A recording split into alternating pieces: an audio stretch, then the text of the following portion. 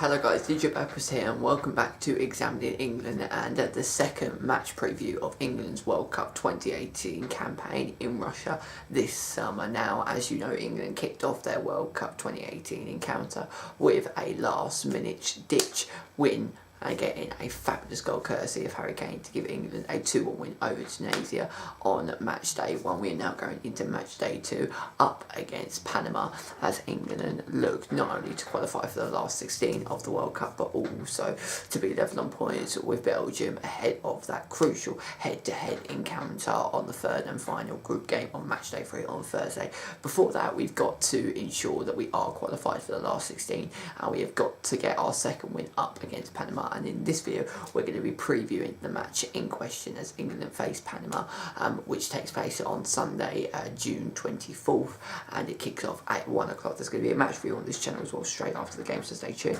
But let's jump into this preview because, you know, as I said in the match review, that I was impressed by England. I think we can attack and we're sensational going forward in parts, but we just don't make things easy for ourselves, and defensively at times we do look a little bit inept. And also the fact that it's a psychological kind of mindset up here, that is kind of one of the big reasons as why England do foul, and we made that, you know, Tunisia game such hard work.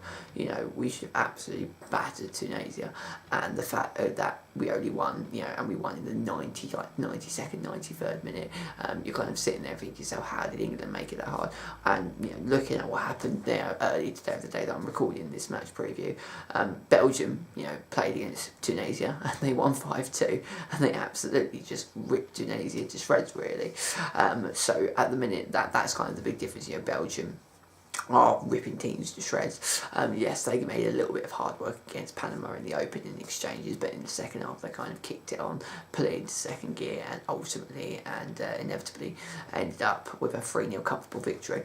And against Tunisia, you know, they were two goals to the good. They then conceded one, but then from then on they kind of just switched on the gears, scored 3 more goals, and they were, you know, they were 5-1 up at one stage. Tunisia then pulled a goal back, but Belgium look, you know, in very good nick right now, and that is where we're really going to find out what this England side are capable of, and that is going to be the big test. In relation to this game though, I do think England will win. I do think they will qualify for the last 16, and, you know, the way that the group is at the moment, the way that Group G is lined up with Belgium in first, England in second, Panama in third, Tunisia in fourth, it looks, and I think the group will finish like that.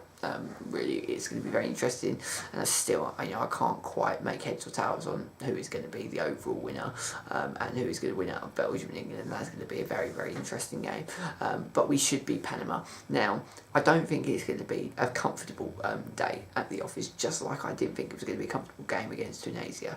I think, you know, the England-Panama game, I think England will win, you know, maybe 2-0, 3-0, but they will have to really work at it to get the goals. I think Panama are going to turn up and be solid. They're going to be compact. They're going to, you know, defend in a shape, defend in a unit, and they're going to try and frustrate the life of England and try to hit them, you know, ultimately on the counter attack. Which, if you can get under, you know, England's skin, and if you can kind of get into the core of the team and kind of, you know, make them feel that they're under pressure and kind of slightly worry them and trouble them, you know, they could be in for a little bit of a shock, really.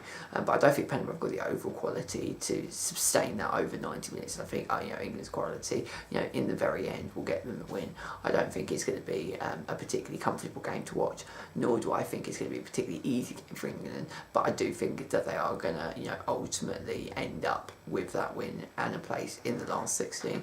And I'm going to go for a 2-0 England win, but again, I don't think it's going to be a very kind of, you know, luxuriating game, just the fact that, you know, I don't think Panama are going to make it easy for England, and, you know, England, if they can kind of have a quick start, get a couple of goals, you know, in the early stages, then it could be one of those days where England do get 6, 7, 8 goals, and, you know, ultimately goal difference could be absolutely crucial going into the third and final match day game against Belgium.